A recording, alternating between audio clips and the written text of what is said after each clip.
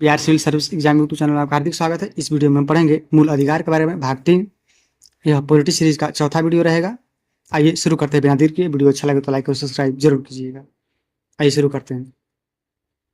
मौलिक अधिकार को नैसर्गिक अधिकार कहते हैं क्योंकि ये जन्म के बाद मिल जाता है। मूल अधिकार को मैग्ना कार्टा भी कहते हैं। इसे यूएसए के संविधान से लिया गया है। तो मूल अधिकार को कहाँ से लिया गया है? यूएसए के संविधान से। मैग्ना कार्टा यह अधिकारों का एक घोषणा पत्र है। ठीक है, अधिकारों का एक घोषणा पत्र है जिसे इंग्लैंड के राजा जॉन द्वारा 1215 ईस्वी में सामंतों के दबाव में जारी किया गया था। किसके? सामंतों के दबाव में। भारतीय संविधान का भाग 3 हमें मौलिक अधिकार प्रदान करता है, जिस कारण भारतीय संविधान के भाग 3 को मैग्ना कार्टा कहा जाता है। मूल अधिकार का उल्लेख सर्वप्रथम फ्रांस के संविधान में किया गया है। कांग्रेस ने अपने 1931 के कराची अधिवेशन में ब्रिटिश सरकार से मौलिक अधिकार की मांग की थी। कब? 1931 ईस्वी में, जिसका प्रारूप पंडित जवाहरलाल नेहरू ने तैयार किया था। भारतीय संविधान द्वारा प्रदत्त मूल अधिकार तो अनुच्छेद 12 से 35 तक है मूल अधिकार। आइए देखते हैं अनुच्छेद 12। इस अनुच्छेद के तहत मौलिक अधिकार के द्वारा राज्य को परिभाषित किया गया है। मूल अधिकार जीवन जीने के लिए अत्यंत आवश्यक है। इन्हें नैसर्गिक अधिकार भी कहते हैं। कौन सा अधिकार कहते हैं? नैसर्गिक, यानी यह अनिवार्य अधिकार है। क्या अधिकार है? अनिवार्य अधिकार है। राज्य द्वारा दिया ही जाना चाहिए, इसमें कोई किंतु परंतु नहीं है। राज्य द्वारा आवश्यक रूप से दिया जाना चाहिए, इसलिए इसको नैसर्गिक अधिकार कहते हैं। ठीक है, आइए आगे देखते हैं। अब कहता है अनुच्छेद 13, यदि हमारे मूल अधिकार को किसी दूसरे मूल अधिकार द्वारा प्रभावित करे तो हमारे मूल अधिकार पर रोक लगाया जा सकता है। यदि हमारे मूल अधिकार को किसी दूसरे मूल अधिकार प्रभावित करें तो हमारे मूल अधिकार पर रोक लगाया जा सकता है। मतलब इसमें कुल मिला के है कि मौलिक अधिकारों का अल्पीकरण है किसी संशोधन द्वारा, किसी शोधन द्वारा। ठीक है, आगे देखते हैं। अगला है कि समता या समानता का अधिकार, अनुच्छेद 14 से 18 तक इसका वर्णन है। इसका समता और समानता का अधिकार का 14 से 18 तक वर्णन किया गया है। इस वीडियो में हम देखेंगे कि समता और समानता के अधिकार के अंतर्गत क्या क्या शामिल किया गया है। आइए शुरू करते हैं और देखते हैं कि समता और समानता के अधिकार के अंतर्गत क्या क्या आते हैं। अनुच्छेद 14 है विधि के समक्ष समानता का, अर्थात कानून के सामने सब समान है। यह नकारात्मक संदर्भ को दर्शाता है। यह व्यवस्था ब्रिटेन से ली गई है, जबकि विधियों के समान संरक्षण की व्यवस्था अमेरिका से ली गई है। यह सकारात्मक संदर्भ को दर्शाता है। तो विधियों का समान संरक्षण सबको प्राप्त होगा, कहने का मतलब यह है जो अमेरिका से लिया गया है, और जो ब्रिटेन से लिया गया है वो करके विधि के समक्ष समानता। विधि के समक्ष समानता का मतलब कि विधि के समक्ष सब समान है। अमेरिका वाला में कह रहा है कि विधियों का समान संरक्षण सबको प्राप्त होगा, मतलब एक दूसरे के उल्टा है। एक में कह रहा है कि विधि के समान सामने सब समान है, एक में कह रहा है कि विधि का सबको समान संरक्षण प्रदान होगा। तो मतलब एक दूसरे को अध्यारोपित कर रहा है। ठीक है। अपवाद, राष्ट्रपति तथा राज्यपाल पर फौजदारी कानून मुकदमा गिरफ्तारी तब तक नहीं किया जा सकता जब तक कि वे अपने पद पर रहते हों। ध्यान रखिएगा, भारत के राष्ट्रपति राज्यपाल पर फौजदारी मुकदमा तथा गिरफ्तारी तब तक नहीं किया जा सकता जब तक कि वे अपने पद पर हों। हालांकि उन पर फौजदारी के अलावा दीवानी मुकदमे चलाए जा सकते हैं, लेकिन उनको गिरफ्तार नहीं किया जा सकता है। हाँ, पद पर से हट जाएंगे तब आप गिरफ्तार कीजिएगा। ठीक है। अनुच्छेद 15, जाति, धर्म, लिंग अथवा जन्म स्थान के आधार पर सार्वजनिक स्थानों पर भेदभाव नहीं किया जा सकता। अनुच्छेद 15 के अंतर्गत दिया गया है कि जाति, धर्म, लिंग तथा जन्म स्थान, कितने क्षेत्र हैं? 4 क्षेत्र हैं। जाति, धर्म, लिंग तथा जन्म स्थान को आधार बनाया गया है। इसके आधार पर सार्वजनिक स्थानों पर आप भेदभाव नहीं कर सकते हैं, क्योंकि 4 आधारों पर आप भेदभाव नहीं कर सकते हैं, यह कहा गया। ठीक है, आइए अगले अनुच्छेद को देखते हैं हम। अगले अनुच्छेद में क्या कह रहा है? अगला अनुच्छेद कह रहा है कि अनुच्छेद 16 में क्या कहता है? नोट कह रहा है अल्पसंख्यक की गणना धर्म के आधार पर होती है, जैसे मुस्लिम, जैन, बौद्ध, सिख और ईसाई इत्यादि। रिमार्क, आरक्षण की व्यवस्था जाति के आधार पर होती है। ठीक है, अल्पसंख्यक धर्म के आधार पर कहा जाता है, जबकि आरक्षण जाति के आधार पर दिया जाता है। ठीक है, आगे चलते हैं। अनुच्छेद 16, लोक नियोजन में अवसर की समानता, यानी सरकारी नौकरी की समानता, इनमें पिछड़े वर्ग के लिए कुछ आरक्षण की व्यवस्था की गई। किसमें? लोक नियोजन में अवसर की समानता, अनुच्छेद 16 में। अनुच्छेद 17 में कहा गया कि अस्पृश्यता यानी छुआछूत का उन्मूलन किया जाएगा। अनुच्छेद 18 में उपाधियों का अंत का वर्णन किया गया है। कहा गया कि किंतु शिक्षा, सुरक्षा, भारत रत्न, पद्म विभूषण आदि उपाधि रख सकते हैं। विदेश से प्राप्त उपाधि रखने के लिए राष्ट्रपति से अनुमति लेनी पड़ती है। यदि आप विदेश से कोई उपाधि लेते हैं, पहले राष्ट्रपति से अनुमति लेनी पड़ेगी, जैसे इंजीनियर, डॉक्टर, मेजर, कर्नल इत्यादि। ठीक है, अब आगे देखते हैं। स्वतंत्रता का अधिकार, पहले क्या था? पहले में क्या था? समानता का अधिकार, दूसरे में आएगा स्वतंत्रता का अधिकार 19 से 22, पहला था 14 से 18। अनुच्छेद 19 में कह रहा है कि अभिव्यक्ति की स्वतंत्रता, कह रहा है कि इसके अंदर बोलने की स्वतंत्रता, झंडा लहराने की स्वतंत्रता, पुतला जलाने की स्वतंत्रता, आरटीआई एवं प्रेस की स्वतंत्रता शामिल है। बिना हथियार सभा करने की स्वतंत्रता शामिल है। संगठन बनाने की स्वतंत्रता शामिल है। बिना रोक टोक चारों ओर घूमने की स्वतंत्रता लागू है। भारत में किसी क्षेत्र में बसने की स्वतंत्रता लागू है। संपत्ति का अधिकार, अब यह अधिकार हटा दिया गया है। तो कुल 5 मौलिक अधिकार हैं अनुच्छेद 19 के अंतर्गत। क्या चीज, क्या क्या?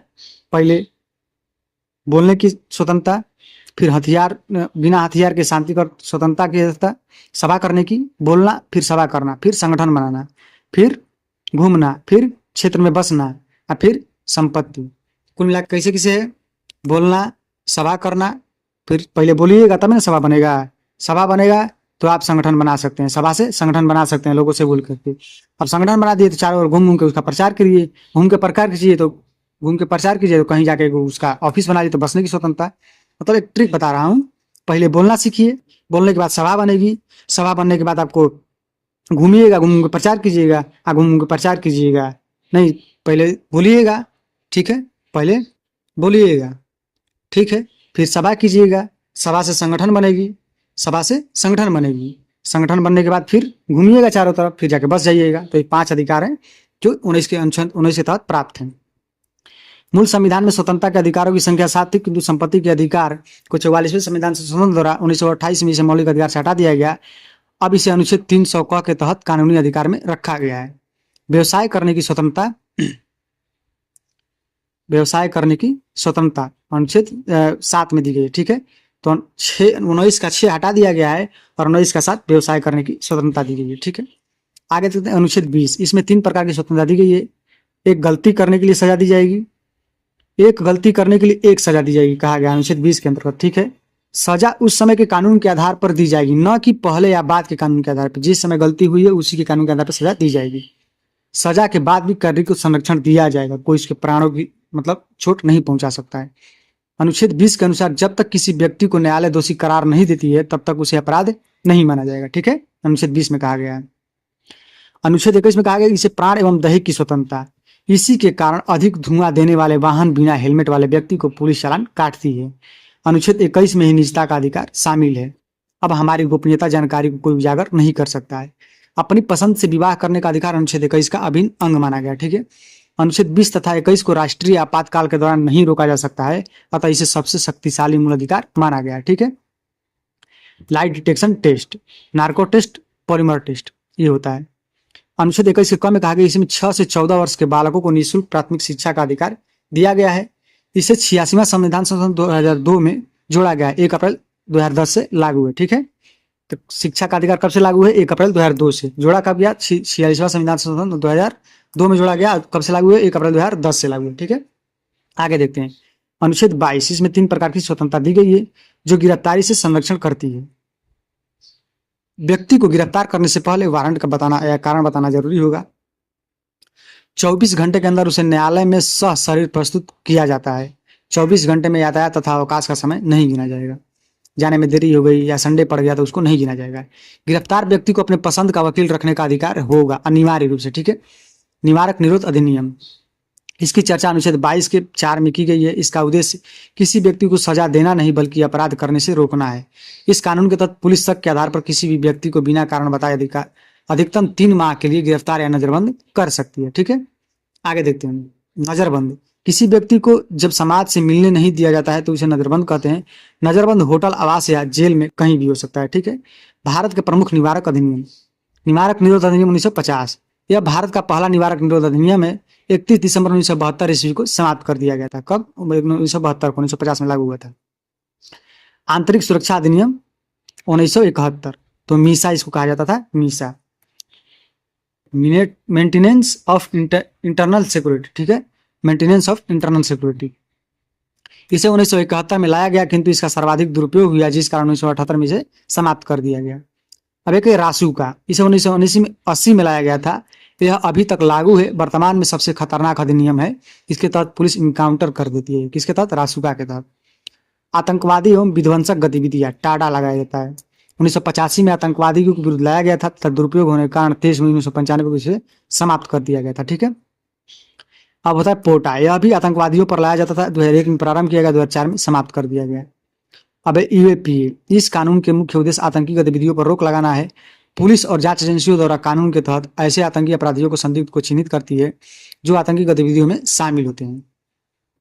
अब हो गया समानता का अधिकार, स्वतंत्रता का अधिकार। अब शोषण के विरुद्ध अधिकार आते हैं तीसरा में, ये 23 और 24 में प्राप्त है। अनुच्छेद 23 कहता है कि बलात् श्रम यानी जबरदस्ती श्रम तथा बेरोजगार यानी बिना वेतन पर रोक लगाया गया है, किंतु राष्ट्रीय सुरक्षा के मुद्दे पर बलात् श्रम या बेरोजगारी कराया जा सकता है जब राष्ट्रीय सुरक्षा का मामला है तब। अनुच्छेद 24 कहता है कि 14 वर्ष से कम आयु के बच्चे को खतरनाक काम में नहीं लगाया जा सकता। कितने वर्ष से कम के? 14 वर्ष से कम बच्चे को नहीं लगाया, फिर शोषण हो जाएगा उससे, इसलिए शोषण के विरुद्ध अधिकार प्राप्त है 23 और 24 में। अब आते हैं चौथा है धार्मिक स्वतंत्रता का अधिकार। धार्मिक स्वतंत्रता अधिकार 25 से 28 तक सीमित है। 25 कहता है कि अंतःकरण की चर्चा अर्थात व्यक्तिगत धार्मिक स्वतंत्रता की चर्चा है। इसके तहत सिखों को कृपाण, मुस्लिमों को दाढ़ी, हिंदुओं को टीका रखने की स्वतंत्रता है। बौद्ध जैन तथा सिख हिंदू धर्म का ही अंग माने गए इसके तहत। ठीक है, अब आता है 1926। 25 में व्यक्तिगत धार्मिक स्वतंत्रता और 26 में सामूहिक धार्मिक स्वतंत्रता की चर्चा की गई है। ठीक है, इसी के तहत यज्ञ, हवन, सड़क पर नमाज पढ़ने, धार्मिक संस्था की स्थापना करने, धार्मिक क्रियाओं में भाग लेने का अधिकार प्रदान किया गया है। सड़क पर नमाज पढ़ने का अधिकार नहीं दिया गया है, देखिए में लिख दिए खान सर है और एक खान सर ने लिखा है जानबूझ के बढ़ा चढ़ा के। ठीक है, अनुच्छेद 27, धार्मिक कार्य के लिए दिया गया धन पर टैक्स नहीं लगेगा। क्यों नहीं लगेगा? धार्मिक कार्य के लिए दिया गया धन पर टैक्स नहीं लगाया जाएगा। ठीक है, अनुच्छेद 27 के तहत। अनुच्छेद 28 कहता है कि सरकारी धन से चल रहे संस्थान में धार्मिक शिक्षा नहीं दी जाएगी। यदि सरकारी धन से कोई संस्थान चल रहा है तो उसमें धार्मिक शिक्षा नहीं दी जाएगी। संस्कृत एक भाषा है कि न कि हिंदू धर्म की धार्मिक शिक्षा। इसी प्रकार उर्दू तथा अरबी एक भाषा है, न कि इस्लाम धर्म की शिक्षा या सरकारी मदरसा अनुच्छेद 28 के तहत उल्लंघन नहीं करता है। ठीक है, अब आते हैं संस्कृति एवं शिक्षा का अधिकार 29 और 30 में, 12 से 35 तक था। अनुच्छेद 29 देखते हैं, अल्पसंख्यकों का हित का संरक्षण। सांस्कृतिक एवं शिक्षा का अधिकार था, इसमें संस्कृति का संरक्षण किया जाएगा अल्पसंख्यक को हितों का संरक्षण करके। ठीक है, इसमें अल्पसंख्यक की रक्षा है और कहा गया है कि किसी भी अल्पसंख्यक को इसकी भाषा या संस्कृति के आधार पर किसी संस्था में प्रवेश से नहीं रोक सकते हैं। भारत में हिंदू बहुसंख्यक अंतर्गत आते हैं। इसके अलावा अन्य सभी समुदाय जैसे मुस्लिम, सिख, ईसाई, बौद्ध, जैन, पारसी इत्यादि अल्पसंख्यक समुदाय में आते हैं। भारत में अल्पसंख्यक होने का आधार धार्मिक तथा भाषाई को माना जाता है। ठीक है, धार्मिक आधार पर और भाषाई आधार पर अल्पसंख्यक माना जाता है। अनुच्छेद 30, अल्पसंख्यकों का शिक्षा का संरक्षण। अल्पसंख्यक यदि बहुसंख्यकों के बीच में शिक्षा लेने से संकोच कर रहे हैं तो अल्पसंख्यक अपना पसंद की संस्था खोल सकते हैं, उसे सरकार उसे भी धन देगी। ठीक है, अनुच्छेद 31, इसे पैतृक संपत्ति की चर्चा की गई है जो मूल अधिकार था, किंतु 44वें संविधान संशोधन 1978 द्वारा इसे अधिकार कानूनी अधिकार बना दिया गया। अनुच्छेद 300 में जोड़ दिया गया। अनुच्छेद 19(6) में अर्जित संपत्ति की चर्चा है, जबकि 31 में पैतृक संपत्ति की चर्चा है। ठीक है, ध्यान में रखिएगा। अनुच्छेद 31 में पैतृक संपत्ति की चर्चा की गई है और 19(6) जो था जिसको निरसित कर दिया गया है उसमें अर्जित यानी कमाए गए आपके द्वारा अपने खुद से कमाई के लिखवाया गया संपत्ति की चर्चा है। मूल अधिकार को हमसे सरकार या जनता कोई नहीं छीन सकता, जबकि कानूनी अधिकार को जनता नहीं छीन सकती किंतु सरकार छीन सकती है। इसके लिए सरकार ने भूमि अधिग्रहण विधेयक लाया था। ठीक है, संवैधानिक उपचारों का अधिकार अनुच्छेद 32।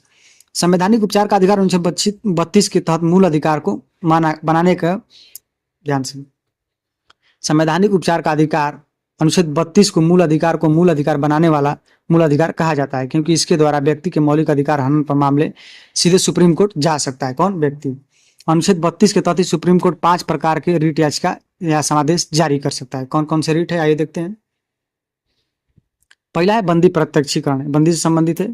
प्रतिषेध पति, परमादेश परमेश्वर, उत्प्रेषण उसका, अधिकार परीक्षा अधिकार। तो बंदी पति परमेश्वर उसका अधिकार है, मतलब एक ट्रिक दिया गया। आइए बंदी प्रत्यक्षीकरण देखते हैं। इसका अर्थ होता है कि सशरीर प्रस्तुत करना। यह व्यक्तिगत स्वतंत्रता का सबसे बड़ा रिट है। यह बंदी बनाने वाले अधिकारी को आदेश देता है कि 24 घंटे के भीतर सशरीर न्यायालय में प्रस्तुत करें। परमादेश, इसका अर्थ होता है कि हम आदेश देते हैं जब कोई सरकारी अधिकारी अच्छे से काम नहीं करता है तो उस पर यह जारी किया जाता है। किसके द्वारा? न्यायालय के द्वारा जारी किया जाता है। किसके द्वारा? सुप्रीम कोर्ट द्वारा। सुप्रीम कोर्ट ही परमादेश जारी करता है।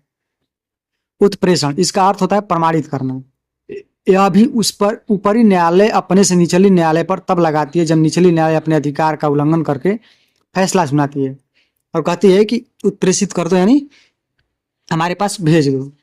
यह संवैधानिक विकास है जिसे पोस्टमार्टम न्यायिक कार्यवाही के रूप में जाना जाता है। तो पोस्टमार्टम किसको कहा जाता है? उत्प्रेषण को कहा जाता है। अधिकार परीक्षा, इसका अर्थ होता है कि किस अधिकार से, जब कोई व्यक्ति ऐसे कार्य को करने लगे जिसके लिए वो अधिकार अधिकृत नहीं है तो उसे रोकने के लिए अधिकार परीक्षा आता है। संवैधानिक उपचारों में अधिकार परीक्षा को पोस्टमार्टम भी कहा जाता है। इसके ऊपर वाले को पोस्टमार्टम कहा गया, उत्प्रेषण को भी अधिकार परीक्षा को भी पोस्टमार्टम कहा गया। प्रतिषेध, इसका अर्थ होता है रोकना। यह ऊपरी न्यायालय अपने से निचले न्यायालय पर तब लाती है जब निचले न्यायालय अपने अधिकारों का उल्लंघन करके फैसला सुना चुकी रहती है, तो सुनाने के बाद लाती है। ठीक है। अम्बेडकर ने अनुच्छेद 32 को संविधान की आत्मा कहा था। किस भाग को संविधान की आत्मा कहते हैं? तो प्रस्तावना को संविधान की आत्मा कहा जाता है, लेकिन अम्बेडकर ने ओनली केवल कहा था, अनुच्छेद 32 को कहा था। 5 प्रकार का रिट अनुच्छेद 226 के तहत हाईकोर्ट भी जारी कर सकती है। ठीक है। अनुच्छेद 226 के तहत हाईकोर्ट जारी करती है, अनुच्छेद 232 के तहत सुप्रीम कोर्ट जारी करती है। अनुच्छेद 33 कहता है कि राष्ट्रीय सुरक्षा के हित में संसद सेना, मीडिया तथा गुप्तचर के मूल अधिकार को सीमित कर सकती है। किसके? सेना, मीडिया तथा गुप्तचर के अधिकार को सीमित कर सकती है। कौन? संसद। अनुच्छेद 34 कहता है कि भारत के किसी भी क्षेत्र में सेना का कानून लागू किया जा सकता है। किसके? भारत के किसी भी क्षेत्र में सेना कानून लागू किया जा सकता है। सेना के न्यायालय को कोर्ट मार्शल कहते हैं। सबसे कठोर मार्शल लॉ अपसपा है, एक्शनल फोर्स स्पेशल पावर एक्ट। ठीक है। अनुच्छेद 35 भाग 3 में दिए गए मूल अधिकार को लागू होने की विधि की चर्चा अनुच्छेद 35 में की गई है। मूल अधिकार को 7 श्रेणियों में बांटा गया था, किंतु वर्तमान में 6 श्रेणियां हैं। कौन कौन? समानता का अधिकार 14 से 18, स्वतंत्रता का अधिकार 19 से 22, शोषण के विरुद्ध अधिकार 23 से 24, धार्मिक स्वतंत्रता का अधिकार 25 से 28, संस्कृति एवं शिक्षा का अधिकार 29-30, संपत्ति का अधिकार 30, इसको हटा दिया गया। आप संवैधानिक उपचार का अधिकार अनुच्छेद 32 शामिल किया गया। ठीक है। इसके आगे क्या दिया है? कह रहा है कि अनुच्छेद 14, 20, 21, 21A, 23, 24, 25 और 28 भारतीय तथा विदेशी दोनों को प्राप्त है। अनुच्छेद 15, 16, 19, 29, 30 केवल भारतीयों को ही मिलता है। कौन कौन? 15, 16, 19, 29, 30। हड़ताल करना तथा चक्का जाम करना मूल अधिकार नहीं है, क्योंकि इससे अन्य व्यक्तियों के मूल अधिकार का हनन होता है। अस्थायी आवास तथा अनिवार्य रोजगार मूल अधिकार नहीं है। यह नहीं है कि सरकार से कहेगा हमको अस्थायी आवास दो ही, तथा अनिवार्य रोजगार नहीं दे सकता। वोट डालने का अधिकार राजनीतिक अधिकार है, मूल अधिकार नहीं है। मूल अधिकार को कुछ समय के लिए राष्ट्रपति निलंबित करते हैं। कौन? राष्ट्रपति। मूल अधिकार को अस्थायी रूप से प्रतिबंधित संसद करती है। अस्थायी रूप से कुछ समय के लिए राष्ट्रपति करता है और अस्थायी रूप से संसद द्वारा किया जाता है। मूल अधिकार का रक्षक सुप्रीम कोर्ट है 32 के तहत, हाई कोर्ट है 226 के तहत कहा जाता है। ठीक है। अब हम अगले वीडियो में पढ़ेंगे राज्य के नीति निर्देशक तत्व। मूल अधिकार का वीडियो यहीं तक। अच्छा लगे वीडियो तो लाइक और सब्सक्राइब जरूर कीजिएगा। आपसे यही अपेक्षा रहती है, इसीलिए मैं यहाँ पे पढ़ा रहा हूँ और आपसे उम्मीद भी रखता हूँ कि मूल अधिकार का यह वीडियो अगर आपको अच्छा लगे तो लाइक और सब्सक्राइब जरूर कीजिएगा। धन्यवाद।